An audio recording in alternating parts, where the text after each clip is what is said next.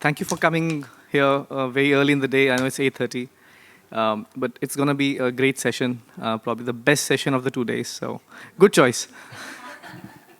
My name is Pavan Adhikari. I'm the Regional Director Asia for ACT. I'm based out of New Delhi, India, and happy to support ACT's initiative in the region. We have a great panel today with us to talk about the new ACT, which is not only CBT but technology-enhanced learning and navigation experience. We have Simmy Ziv-el, who's Vice President, International and Global Markets from ACT, flown straight from US only for this event to be with you. We have Shikha, who is heading the Career and College Division in Step by Step, Noida. And then we have Ambika Kaul, who's the Counsellor with DPS Puram. So without further ado, let me invite Simmy to take over the proceedings.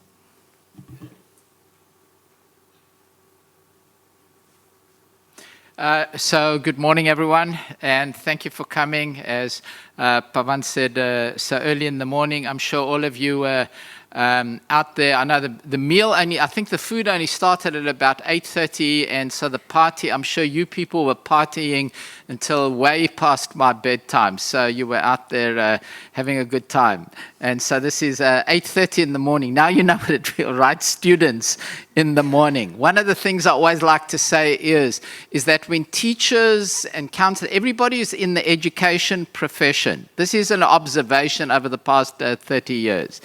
Everybody who's in the profession, when they go away to a conference, they kind of act like the people that they educate back at home. So the middle school teachers go to a conference and they just act like middle school kids. And the elementary school ones are very, very good usually, and the high school ones are sort of, this is just ridiculous. So I don't know if that's the same case. I bet you it's an international phenomenon, and terrific to have you here. This is the second time I'm at IC3, so I could stand up yesterday when he said who's here, been here twice, except the great thing today is that I've got co-panelists with me, Shikha and Ambika, and what was really lovely is that before we came to Mumbai, I had the opportunity to visit both of their schools and speak to their students. And that was really the highlight, frankly, is meeting the students, because in the end, they're the customers and why we're all here, right? Could I just get to a quick show of hands, and then we'll get to the presentation itself. How many of you are counselors, school counselors? Good. And anybody here from higher education? Terrific. Where are you from? Oh, okay. Terrific. Answer? Excellent. Okay, so that just helps me. Pavan introduced himself, and sitting next to Pavan, also want to introduce Tanya Bajaj, who is our new business development person for India, and her job is going to be to work with counselors in schools around India. Joined us all of 3 weeks ago, and terrific. So this is a great launch opportunity for her. So, firstly, I don't know if you sing happy anniversary to you, but we won't make you do that. So ACT, so now I want to tell you the story. So ACT as an organization has been around for 60 years. That's pretty amazing. I love that picture in the top left-hand corner of Linquist, the guy on the left, and Tyler, the guy on the right, at the University of Iowa 60 years ago. And AC, you might wonder, why are we in Iowa, of all places? Have you heard of Iowa? It's that place you fly over when you're in New York and you're going to California. We call ourselves flyover country. And I think I flew over Iowa once. And the weird thing is they were fantastic. There's two buildings by the name of Linquist, one at the University of Iowa and one on the ACT campus, which shows just how tight the relationship was. And he was a great education assessment person, and there they've got the first optical reader that was used for grading, using technology to grade large-scale assessments. That's what was so innovative. We're a not-for-profit, and over this last year that we've just finished now, I actually did a quiz with students over there, like a ACT quiz. What percentage of high school students in the United States took the ACT test last year? 25%, 30%, 40%, or over 50%, 51%. And most of them guessed about 30 to 40%, right, at both of the schools over there. And so it's actually, that's just not true. In the States, it's a total duopoly. You can apply for the ACT. And then the second trick question I would give to them is, so how many universities or colleges in the United States do not accept the ACT? And it's a trick question because the answer is 0. So in other words, this is a total duopoly, the SAT or the ACT, and because of the fact, and this is the point I say a little facetiously about being in Iowa, there wasn't really we should think about the big world in terms of creating a presence. And therefore, we believe that we have underserved the students abroad by not letting them know that they have more than one alternative, that there is an SAT and that there's an ACT, and that the ACT has a science section, which we think plays very well, actually, to students in India in particular, and do well on the test. And we want you to be aware of it, and we want the students to be aware of it as well. So this is at the heart. So just so you know that we're not speaking about, because this is really important, we're not just speaking about the test itself, though obviously we're going to do that. So we really, 4 years ago, something fascinating happened at ACT. Just think of us there in the middle in a cornfield in Iowa, a very American, based company. And the board of trustees decided to hire a new CEO, and they brought in a guy by the name of Martin Roerde from the Netherlands. Very unusual to get a person from a foreign country to come in and run such an American organization. And he moved with his 4 children. Now he's got 5, also very unusual for somebody from Europe to have 5 children these days, and moved there and said, we're going to transform ACT. First thing he did, he hired a new chief commercial officer. She's from Brazil and from France, Suzanne Delange. Third thing, he hired a new head of research. Her name is Elena Vandavia, originally from Romania.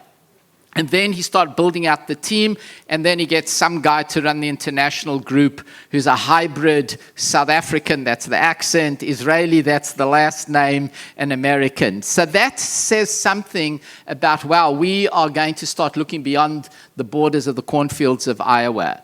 And the first thing that Martin says is that American college testing, ACT, nobody even knows it today, like IBM, International Business Machines, we are not going to just be a testing company, because tests are just a score. We're an education company, and we are going to use measurement as an ongoing evaluation. We're going to have learning activities that help people gain strengths and knowledge, and navigation.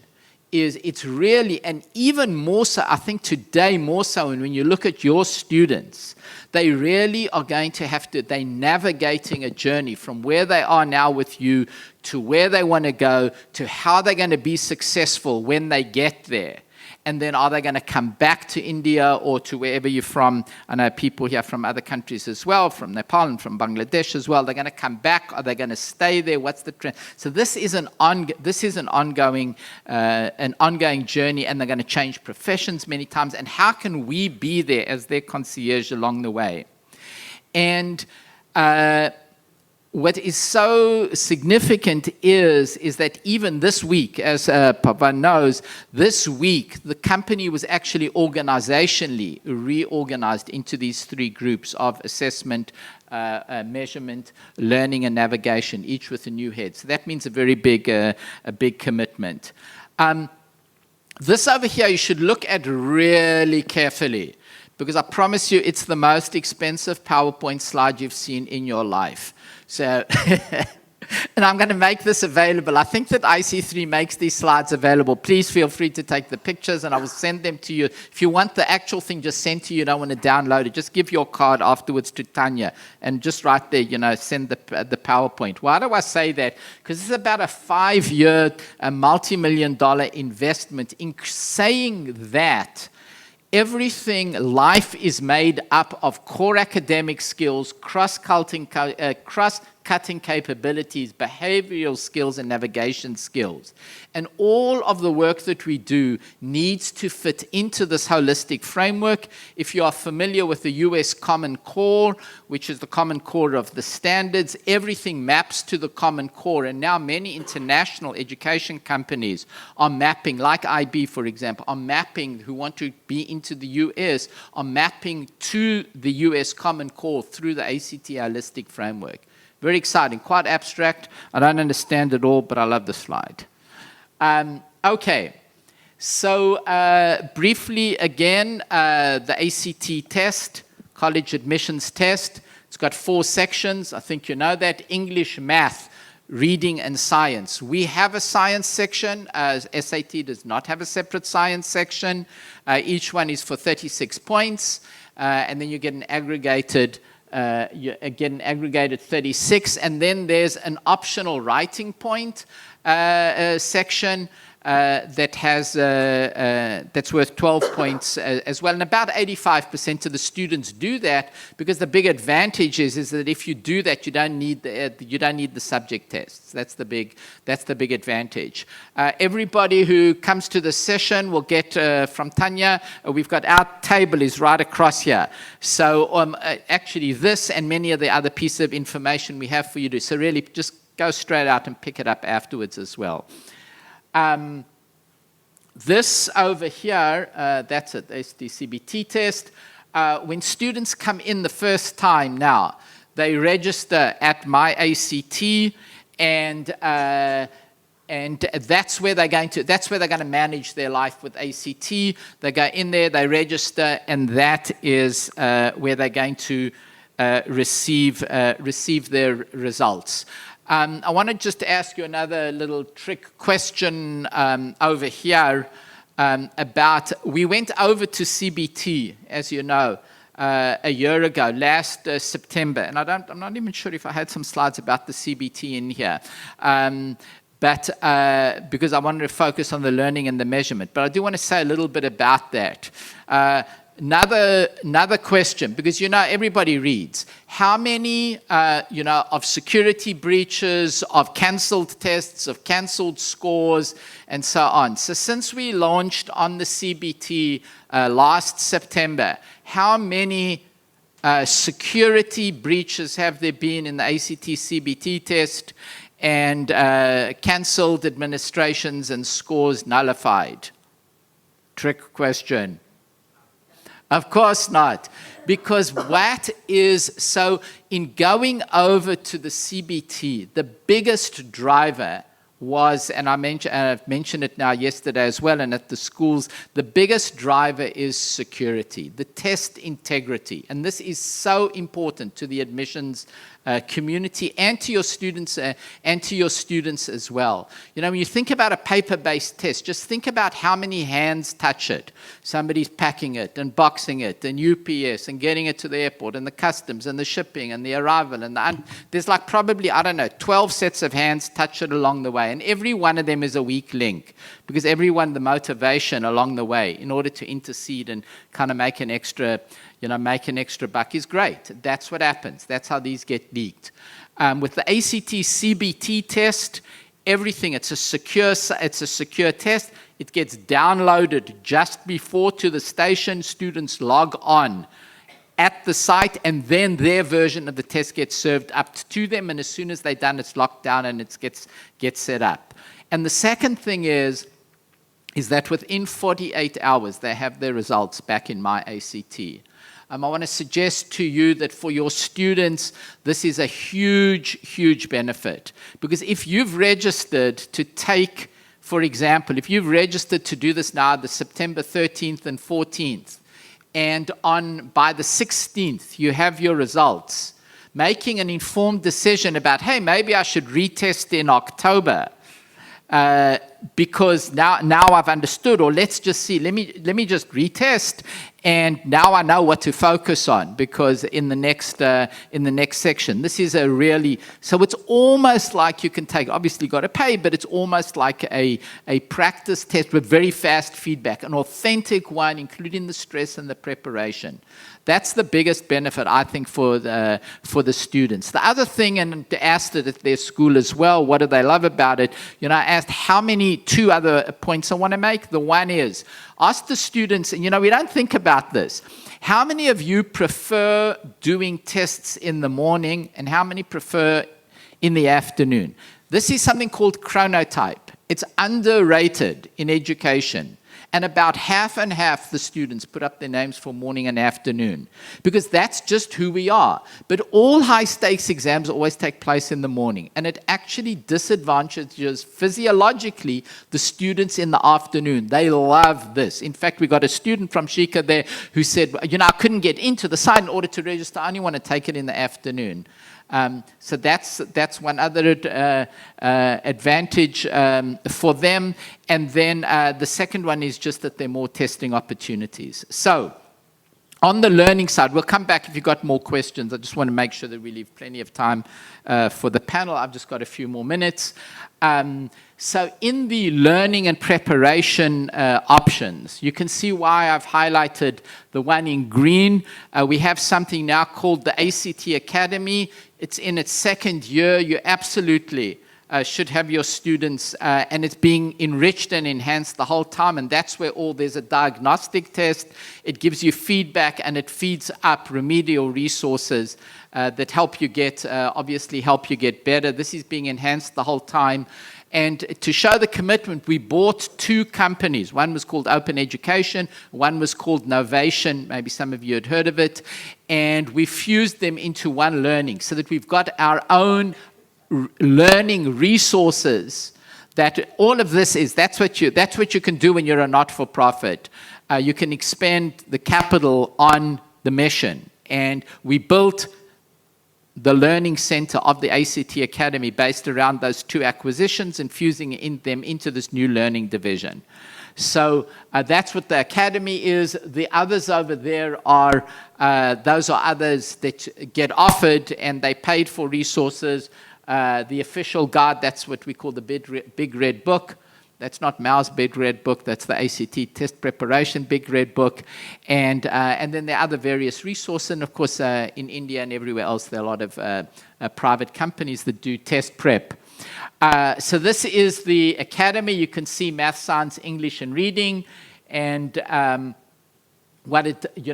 right in. You can do a benchmark, go in there, take a quiz, and then based on how you're doing on the quiz, it'll start feeding up resources. And then in order to remediate, to really get to the areas that you need to work on.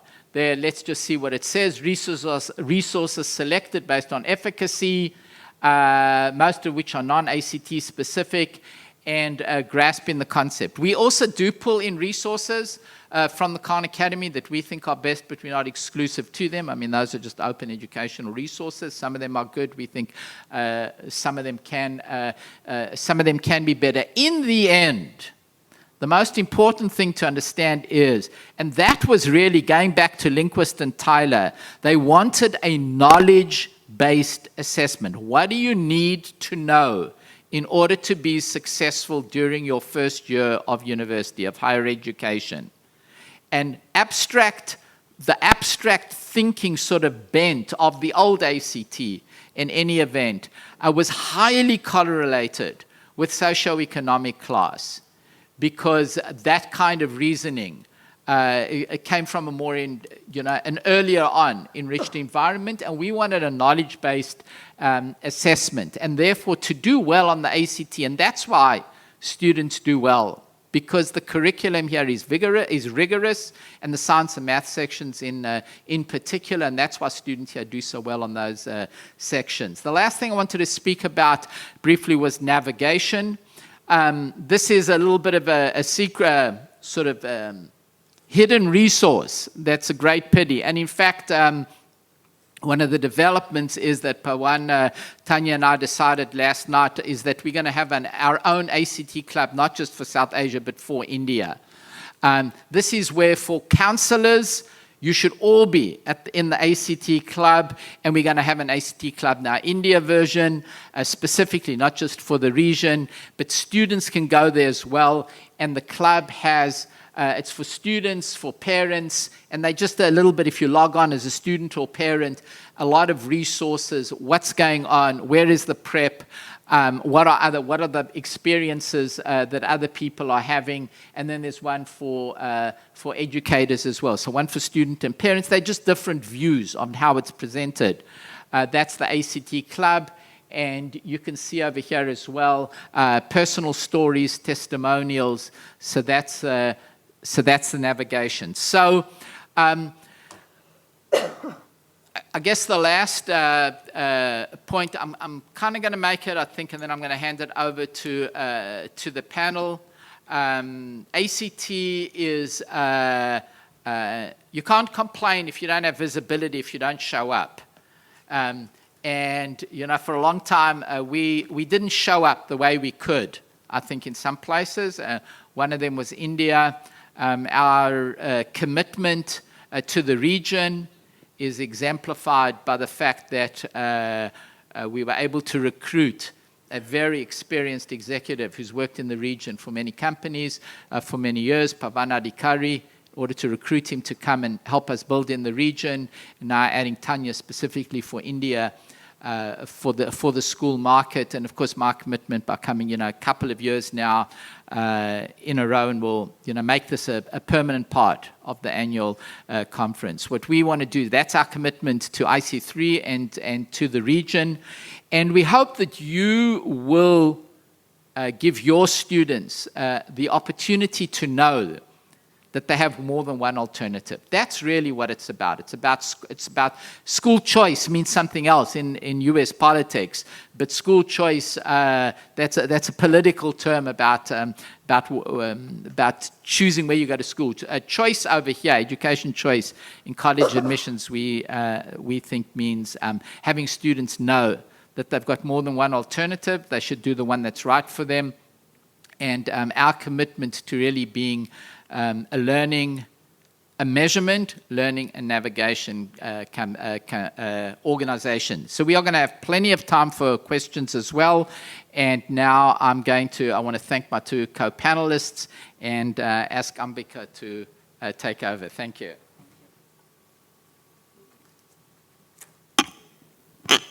Hi, good morning. Hi, good morning. Is it clear at the back? Great. 1 second, let me switch.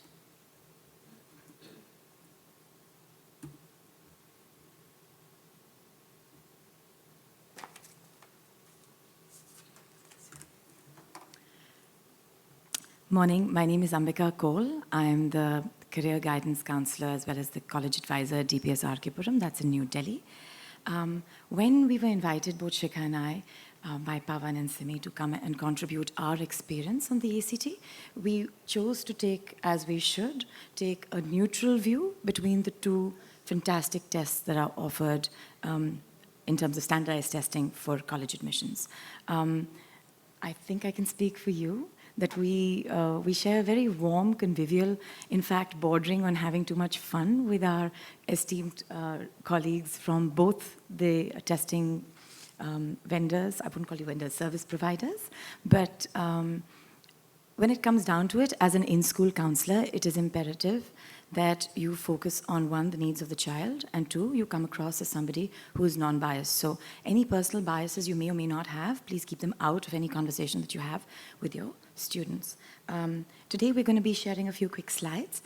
In addition to all the wonderful information that Simmy has shared with us, both of us have had extensive experience with the CBT over the last year, so we're going to focus on that because that's what the future is. And we also wanted to share a few slides on what we share with our parents. So the most often posed question is not, you know, ma'am, which college? Because everyone has their dream colleges. They know there are a couple of colleges they might end up in. It's, should I take the ACT or should I take the SAT? Now, you are not in a position to answer that question. That is a decision based on the child's performance. it is their aptitude and their preference. And this is my personal view. Shikha? I agree. We both go with the flow and we say take the diagnostics. Yeah. Free diagnostics are available. The next question which inevitably comes, where? Yeah. So I of course recommend the ACT Academy. They are free diagnostics. Pawan's been very helpful in that regard. And of course the other test is also available. Okay. So I tell them take that first. Okay, so here are just a few slides. Please feel free to take photographs. These are the slides. Okay, let me back up here. When you're addressing a conversation, it is relevant and relative to your student body and the academic rigor, the board that you belong to, but also the skew and the interest area within the school. So here are two slides on what is relevant to my student body. We have a large student, this is a joke, it's an ongoing joke. Perpetually, I have a large student body. We have 920 kids graduating this year, 957 next year, which is grade 11. I've broken it up so that in the initial sessions with my parents, and I mean with the students' parents, I cover the stuff that is factual, and then I'll take you through what is little nuanced. So we talk about measuring and scoring. Let me see if there's a pointer. Give me a second. Okay, let me use this. Sorry, give me a second. There is no functional pointer. Okay, we're in measuring and scoring, both are achievement tests, and there is no penalty for guessing once the SAT had been reformatted. The scoring ranges, you guys know. The time taken. Now, I don't know about other curriculums, but under the CBSE, our exams are long format, but they're also long writing. So the amount of questions you can which can get put into a 3-hour test in MCQ can be far more, and that is something to keep in mind, especially as it switches the way you take the tests. Time per section becomes relevant depending on the strength of your student. Number of questions, obviously.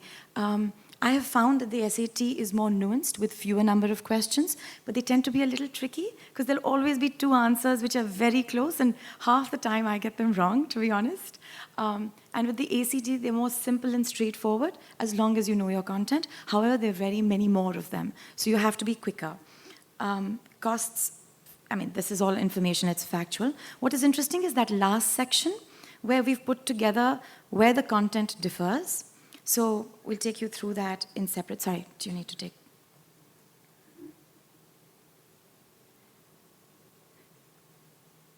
So in particular, if you look at it, here are a couple of key differences that you should keep in mind. One is time per question. It matters.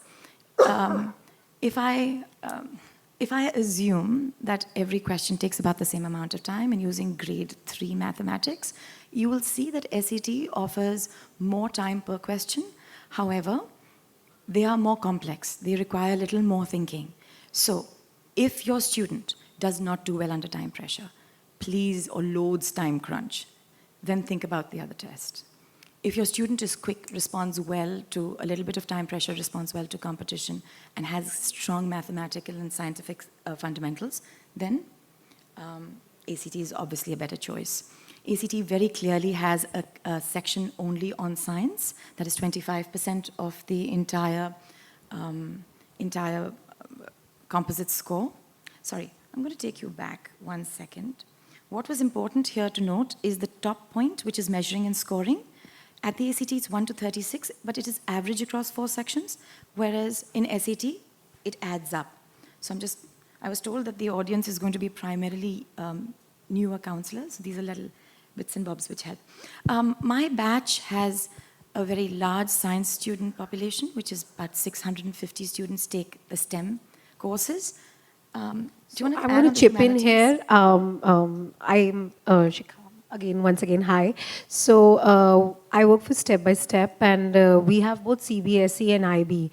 So of course, IB, everybody takes the bands, but humanities is a very, very popular stream across our school. So a lot of kids ask, can we take the science? Is ACT recommended for us? And this is a question which I feel comes from parents also, since it has a science component.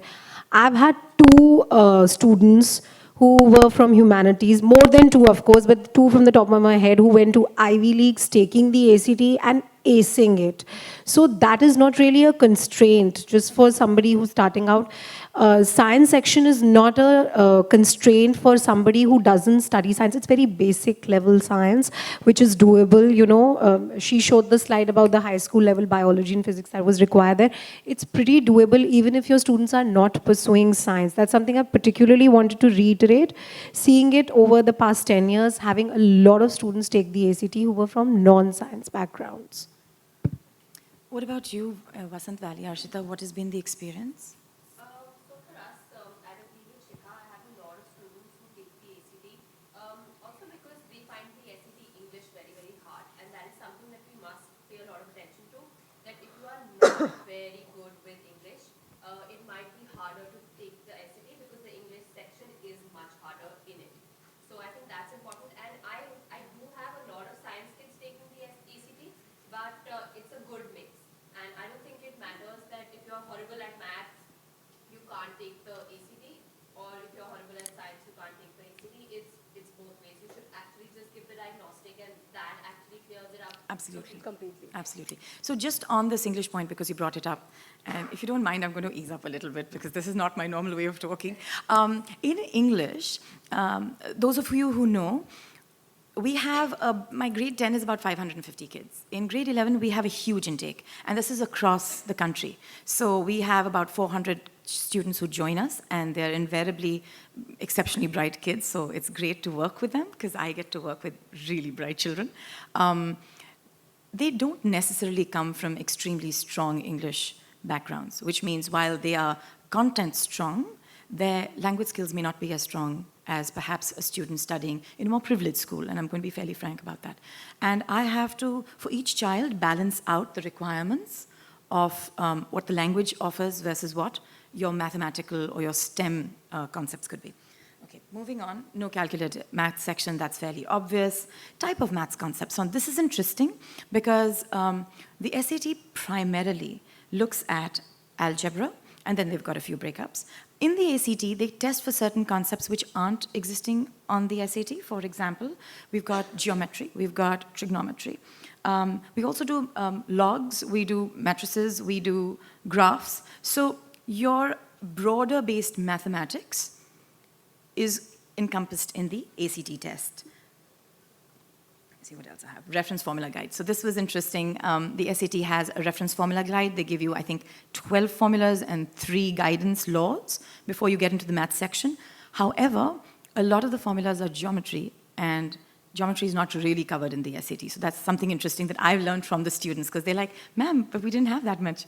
The other thing is, under the CBSE curriculum, we learn, a lot of the learning is rote, to be honest. So we have got you've already mugged the formulas, you know them. So that extra guide is not a huge advantage for a curriculum like mine.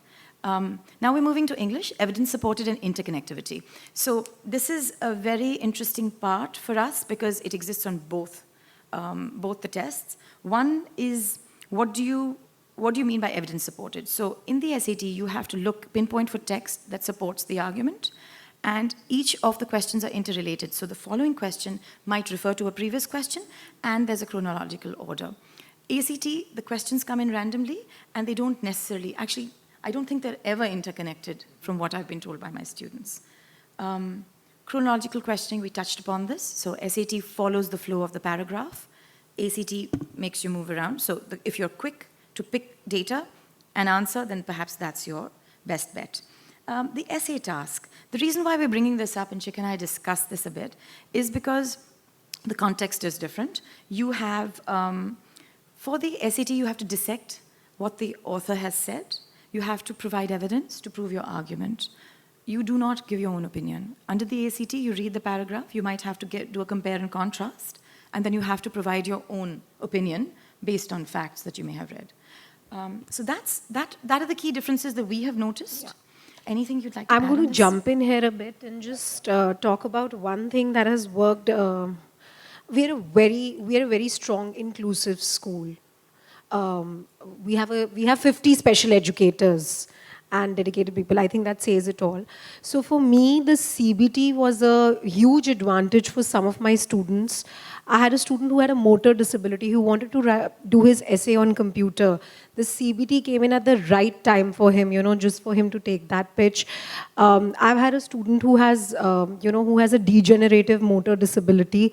For him, he's been writing on computer in school since he was in grade 5.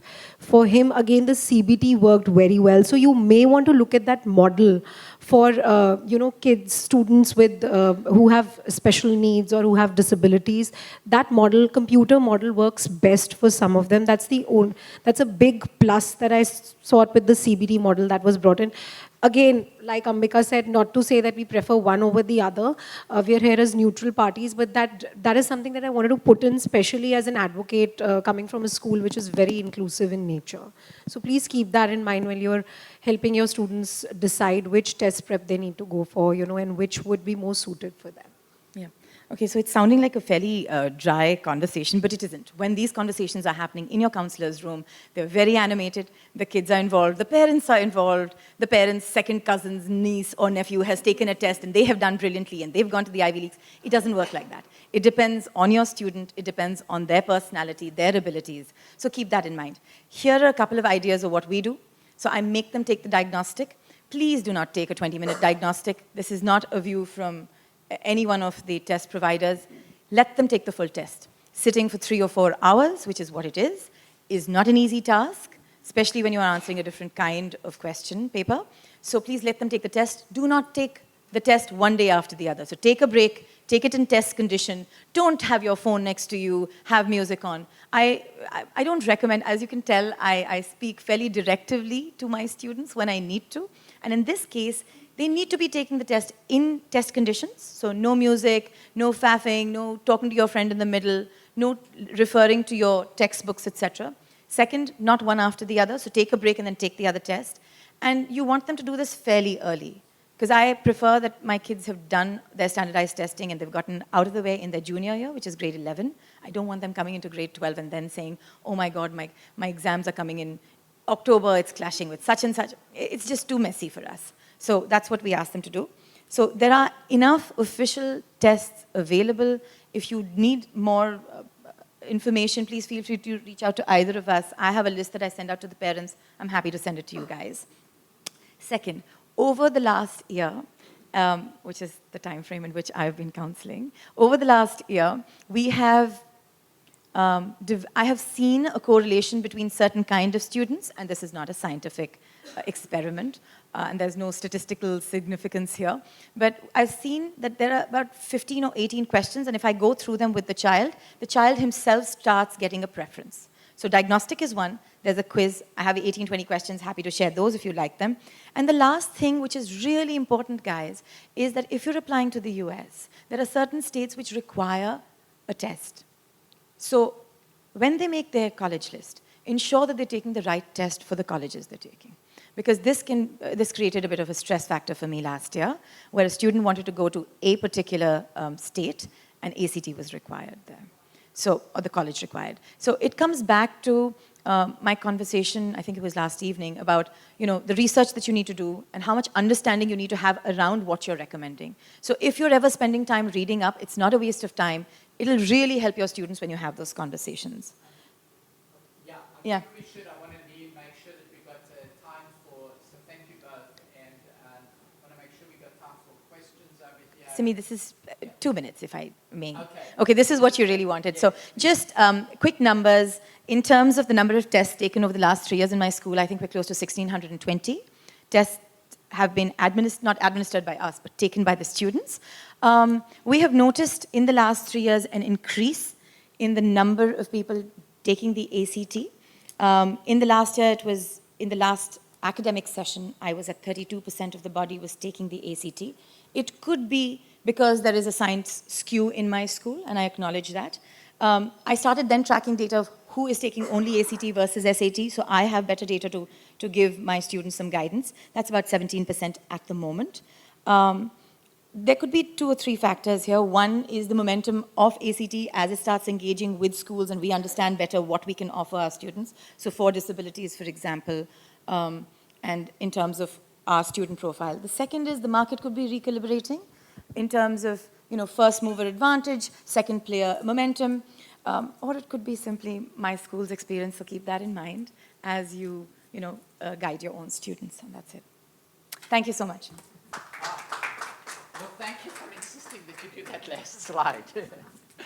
That, I guess, was the only one that was a little surprise. Thank you. That's right. Thank you. Thank you. Shikha, thank you so, yes. Last question. Did we know about you at all? No, this is not anybody that we... this is, wow. Can't believe it. Thank you so much. Honest. Promise on my honor that we didn't import the student over here. Now, and this is just fantastic, actually, right? I mean, it's an N of one, as we like to say. But it shows that it's the opportunity, really, to be knowledgeable. That's what it is. There used to be, why don't we take some questions and I'll say something at the end. Okay, who else? Thank you for your input. Other questions? And they don't need to just be from India as well. Any other questions about what we said, about what Shikha and Ambika said? I have a question. Yeah, go. We're kind of like you guys, where we sort of ask the kids when they come back out, because we don't really actually know exactly what this looks like. So when the kids go in to take a CBT, what are they getting a code? I mean, we've had some trouble in Mumbai because kids have registered and they get one code, and then they get to the test center and they get another So I think that I'm not sure how. Yeah, I got it. Yeah, that's legitimate. So I think that I don't think you've had that problem in the recent. In July, in April, we had like anything. So this is the anecdote that I tell. When in the United States, do you know what Obamacare was? That was the new health insurance. It was online.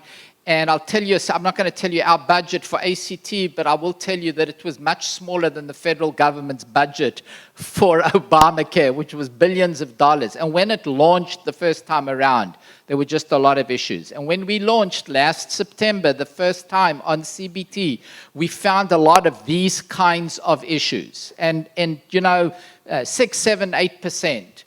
In the last 3 administrations, we have had 0.01%. This last time in the whole world, unfortunately, we had one test center that had an issue and happened to be in Lahore, right?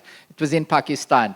And so I think that those kinds of issues, when they come in now, the security demands, they go into the room, there's a station, they actually get assigned to a particular station, and the test gets served up to them, and then they start the navigation. If things happen in the middle, it saves where they are. So I think that those are, I'll tell you about one other thing that we're going to do, which I think is good, and it's going to be coming to India this year as well. We do have, a lot of you probably use the PSAT. We've always had a pre-ACT, but it hasn't been as easy to do. We are now really excited. We are going to be launching a pre-ACT CBT. So it is going to be from a navigation standpoint. It looks and feels like the ACT test. It's got the sections. It's just shorter. And so the anxiety on the navigation side, I think, is going to be like, what do I do? You can just go through it a lot of times. And I think that's going to be a big... Well, it's launching now. It'll be September, October, somewhere around there. As soon as they're actually in the company we work with, they're in India this week, is setting some things up. This is a high priority for us. Everything with India is a high priority for us. I can announce over here as well, if you're from schools that are not test centers and want to be, there were several schools, including here in Mumbai, which could not be a test center because you had to have a wired computer lab. We are now going to allow you, if you have laptops on a wireless network, we've raised the level of the security, and you'll be able to use this as well. I know that there one school, just anecdotally, over here in Mumbai, I can't remember the name, I'm sure Pavan knows, that they've got 20 stations now for the ACT, and going wireless, they're going to be able to have 80 per session. Remember, this is a big thing. 2 sessions, right? Morning session and afternoon session. So it gives kids the opportunity to register for what is there. What's the word of the day? Chronotype, right? That is the morningness and afternoonness. Yeah. Could I add something? Yes, yeah, go. So I had an exceptional student who sat for the first CBT, and this is as a school counselor, we were trying a lot of things, and I have to give props to our team here. I mean, at that point of time, there was only Pavan that I knew of, and now we have a larger team. The student took a test, she came back, she told me I've got a 27 or 29, I forget. It was a shock to me, this was not a 27, 29 student. We came back and I had a conversation with you. I did not write to ACT because I prefer that my students communicate directly to universities, to any content provider, service provider. She wrote in, you guys, she took the test again, the second time round. You refunded the money, so thank you. She took the second test for free because there were glitches, and she came out with a perfect score. Today she's at Stanford. So, I mean, I'm not giving these examples because she was an exceptional student, but in terms of the logistics that you were talking about, yes, we faced them as well, and there were large numbers. There were 130 plus ACT exams that we've taken in the last year. And I've had initial glitches, but I've had no complaints about glitches in the last 2 or 3 intakes. Because that's where we're at. Yeah. You know, Yeah. we were trying to figure out whether or not to even suggest it, and we couldn't figure out if it was a ACT issue, if it was the school that was, we were not a test center, if Yeah. it was the school having problems, but it was a similar sort of issue, and she said she had registered for the essay, and the score she got didn't have an essay. So Yeah. that's why we kind of believed when she said, I don't think these are my scores. Yeah. She said she had one number when she went in and then got another, so I'm just trying to figure out. Yeah, yeah. So we believe that this is behind us now. Again, we have a phrase in our customer care called white gloving. And white gloving is when you give a concierge service to individual students. And we are, that's one example we really try. And, you know, that's not about the money. This is about the concierge service for the students. Pavan can attest to it. Parents that I correspond with, right? I run the whole international division individually. So when somebody has something like this, you know, this is big. I had all 3 of my kids, you know, took the ACT, went to college, all graduate degree, blah, blah, all of that. That's just usual parent boasting stuff. But I know that on that day, this is a critical thing for you. And when something happens and you don't get what you think is the optimal output, you deserve to have it looked into, responded to, another opportunity revisited. I think we've gotten great at that. I've got a lot more evidence for that. We don't need to bore you now. Any other questions? Yes. So, many points we wanted to cover today. Yeah. One was, so we had a conversation around what would be our feedback to ACT, which is constructive in nature. Right. So constructive criticism is always better. Right. The Indian Global Alliance is something that the other test offers. So there are certain aspects of it, including the little scholarship. The and the fact that you can acceptability by access the it. Indian universities Yeah. that we have suggested that, and I think ACT is working on that because that gives a disadvantage. Even if you're to not, I guess students now who you are, take because we the kind of ACT. not Yeah. for you. But the fact that 1/3 of my batch stays back in India, and that's, again, large number of students. Yes. Any test that they're taking, if it opens up doors in Indian private universities, Exactly. that would be really Because helpful. each university has a different test. So Yes. they Yeah. select So we've one already given the common feedback test on your they behalf. Yeah. Yeah. Along with overseas, the Indian university is open. So ACT is, in that case, student will prefer ACT because that opens up Indian university. Yeah, thank you. That is great feedback. We're very aware of it. Ashoka University now takes the SAT and the ACT. The team over here on the ground, I'm sure that by the time we get back here, let's see, a year from now, let's meet up and see how many of the universities on their website say we take the ACT as well. I think it's going to be huge. And it's right for them. They should not be, you know, you want a level playing field. That's what you want, right? So that you can serve your students. You know, the anecdote of the student over here at the back is just great, right?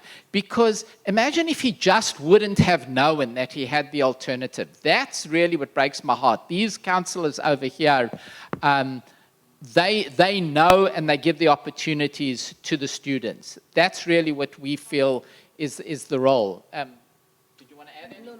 No. Okay. I want to thank you for coming along to our session.